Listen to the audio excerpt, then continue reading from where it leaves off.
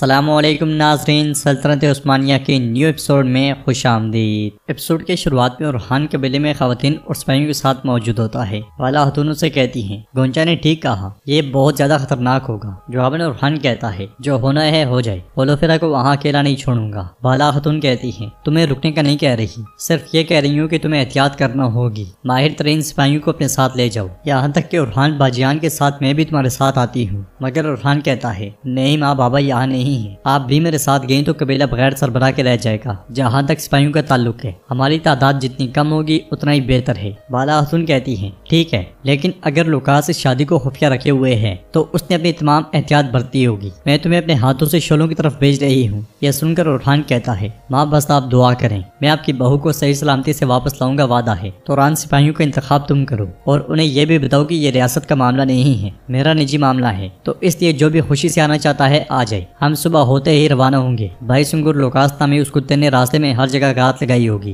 تو بتاؤ ہم اس شادی میں کیسے پہنچیں گے؟ جواباً بھائی سنگر نقشے پہ اشارہ کرتے ہوئے کہتا ہے، ہمارا راستہ مشکل ہے، لیکن سب سے مختصر راستہ یہاں سے ہے۔ فاطمہ کہتی ہے، چلے بھائی مان لیتے ہیں کہ آپ ہولوفیرا تک پہنچ جائیں گے، مگر وہاں سے نکلیں گے کیسے؟ تو اورحان کہتا ہے، پہلے میں ذرا ہولوفیرا کو وہاں سے زندہ سلامت نکال لوں، باقی کا کام آسان ہو جائے گا۔ ناظرین، اس کے بعد ہم دیکھتے ہیں کہ بورسا میں ہولوفیرا رو رہی ہوتی ہے کہ اس لمحے ایک خاتون کپڑے لے کر آتی ہے اور اس سے کہتی ہے، کمانڈر لوکاس نے آپ کی شادی کا جوڑا بھیجا ہے شہزادی۔ کپڑے رکھنے کے بعد وہ خاتون مزید کہتی ہے، اگر آپ چاہیں تو اسے آزمائیں، یہاں تک کہ اگر آپ کچھ شامل کرنا چاہتی ہیں تو بتا دیں۔ مگر ہولوفیرا غصے سے کہتی ہے، نہیں نکلو، میں اکیلی رہنا چاہتی ہوں۔ یہ سنتے ساتھ ہی خاتون چلی جاتی ہے اور ہولوفیرا شادی کا جوڑا اٹھا کر پھینک دیتی ہے، پھر بیٹھ کر اورحان کا ہار نکالتے ہوئے کہتی ہے، اورحان میرے لیے تمہاری سرزمین کے علاوہ کوئی زندگی نہیں ہے۔ میں جانتی ہوں کہ اگر تمہیں پیغام موصول ہو چکا ہے تو تم مجھے یہاں نہیں چھوڑو گے، لیکن اگر تم نہ آ سکے میں تب بھی اس دلدل پہ راضی نہیں رہ پاؤں گی۔ پھر ایک چاقو نکالتے ہوئے کہتی ہے، میں اسے مار ڈالوں گی، چاہے اس کی قیمت میری موت ہی کیوں نہ ہو۔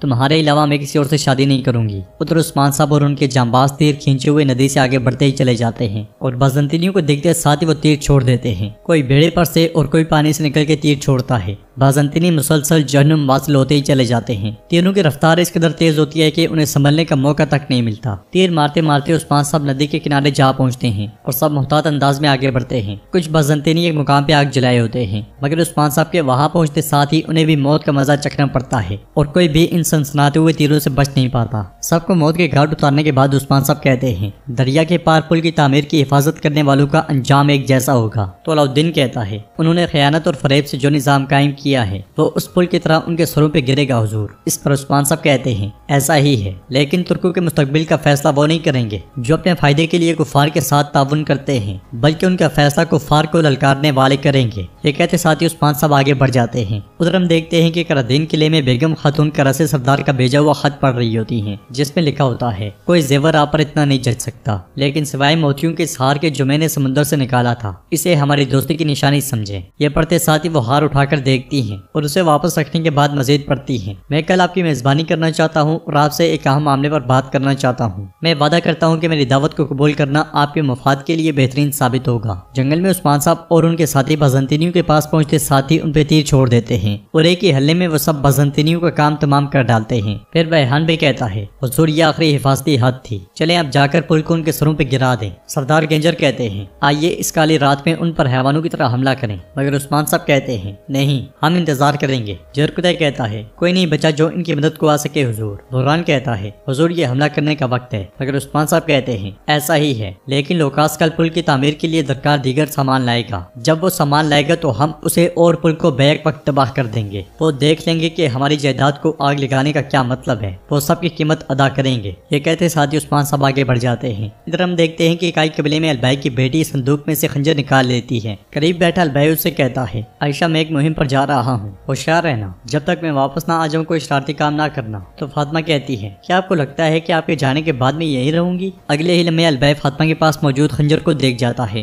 اور اٹھ کر اس کے پاس آتے ہوئے کہتا ہے، عائشہ یہ خنجر کہاں سے ملا؟ یہ کہتے ساتھ ہی البائی اس سے خنجر خنجر لے لیتا ہے اور مزید کہتا ہے کیا میں نے تمہیں نہیں کہا تھا کہ صندوق کو مت کھولنا؟ جواباً عائشہ کہتی ہے غازی کے پاس تلوار ہے اور میرے پاس نہیں، تو میں کیا کروں؟ کیا اسے مجھ سے بہتر ہونا چاہیے؟ اور آپ کو ہمیشہ مجھ پہ غصہ آتا ہے، یہ آپ کے دادا کا خنجر ہے، کسی کو اسے ہاتھ نہیں لگانے دینا، ٹھیک ہے؟ البئی خنجر کو دیکھتے ہوئے کہتا ہے ہاں یہ خنجر میرے دادا سلیمان شاہ کا ہے اور یہ میرے بابا سنگر تکین سے ہوتا ہوا میرے پاس پہنچا ہے۔ ناظرین یہاں پہ جو کچھ دکھایا گیا ہے اس کے مطابق تو البئی عثمان کے تایا یعنی کہ سنگر تکین کا بیٹا ہے اور اسی لیے وہ چھپتا چھپاتا عثمان صاحب کی مدد کرتا ہوا نظر آتا ہے۔ خنجر واپس صندوق میں رکھنے کے بعد البئی اپنی بیٹی سے کہتا ہے ہم کئی نسب سے ہیں، یہ بات صرف ہم دونوں ہی جانتے ہیں، میں وعدہ کرتا ہوں کہ واپس آنے کے بعد میں تمہیں تلوار خرید کر دوں گا، لیکن اب تم مجھ سے وعدہ کرو کہ تم اس صندوق کو دوبارہ کبھی نہیں کھولو گی۔ عائشہ خوش ہوتے ہوئے اسے گلے لگ جاتی ہے اور البئی اسے بہت پیار کرتا ہے اور اگلے لمحے خیمے سے نکل جاتا ہے۔ باہر اورحان بھی روانہ ہونے کے لیے تیار ہوتا ہے۔ البئی اس کے پاس آتے ہوئے کہتا ہے اورحان صاحب اگر آپ اجازت دیں تو میں بھی آپ کے ساتھ آنا چاہتا ہوں، مجھے راستے کی مشکل معلوم ہے۔ اورحان اس کا شکریہ ادا کرتا ہے اور آنے کی اجازت دے دیتا ہے۔ فاطمہ بھی تیر کمان اٹھائے اورحان کے پاس آتی ہے اور اسے اپنے ساتھ لے جانے کو کہتی ہے، مگر اورحان اسے سمجھاتے ہوئے کہتا ہے یہی رہو، ماں کو تمہاری ضرورت ہوگی۔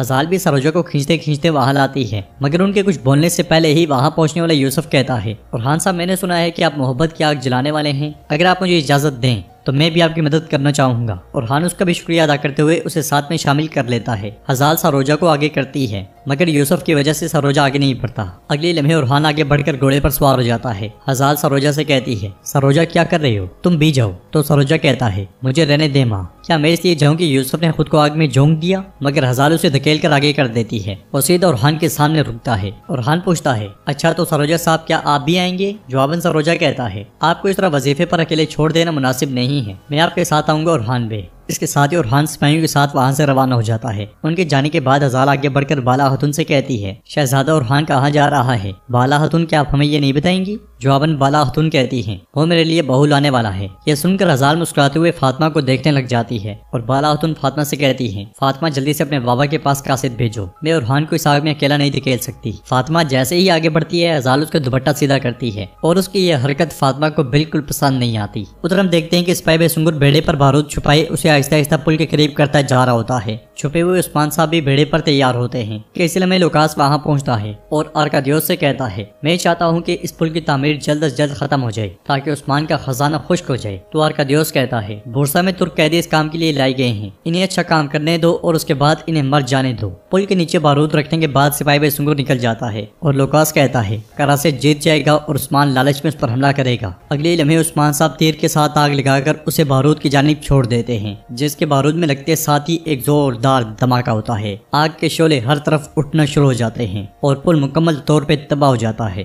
دھماکے کی شدت کی وجہ سے لوکاس اور بازنطینی دور دور جا گرتے ہیں۔ یکے بعد دیگرے عثمان صاحب کئی تیر چھوڑتے ہیں اور ہر تیر کے ساتھ ایک دھماکہ ہوتا ہے۔ یہ منظر دیکھتے ہوئے عثمان صاحب ندی کے اس پار آتے ہیں اور ندی میں سے گزرنے کے بعد آگے بڑھتے ہیں۔ پل کو تباہ دیکھ کر لوکاس کہتا ہے لعنت ہو لعنت ہو۔ اس لمحے عثمان صاحب سپاہیوں کے ساتھ اس کے سامنے آتے ہیں، انہیں دیکھتے ساتھ ہی لوکاس غصے سے لال ہو جاتا ہے اور عثمان صاحب تلوار بے نیام کرتے ہوئے کہتے ہیں میں تمہارے لیے جہنم کی آگ لایا ہوں۔ لوکاس بھی تلوار بے نیام کر کے اپنے سپاہیوں سے کہتا ہے فوراً حفاظتی دستوں کو طلب کرو۔ اس کے ساتھ ہی عثمان صاحب بھاگتے ہوئے ان پہ چڑھ دوڑتے ہیں اور دونوں طرف کی تلواریں آپس میں ٹکرا جاتی ہیں۔ تو ناظرین اس کے ساتھ یہ ایپیسوڈ بھی اختتام پذیر ہوتی ہے۔ اگر آپ کو ویڈیو پسند آئے تو ویڈیو کو لائک کر دیں، چینل کو سبسکرائب نہیں کیا ہوا تو سبسکرائب کر کے نوٹیفیکیشن بیل پر کلک کرنا مت بھولیں۔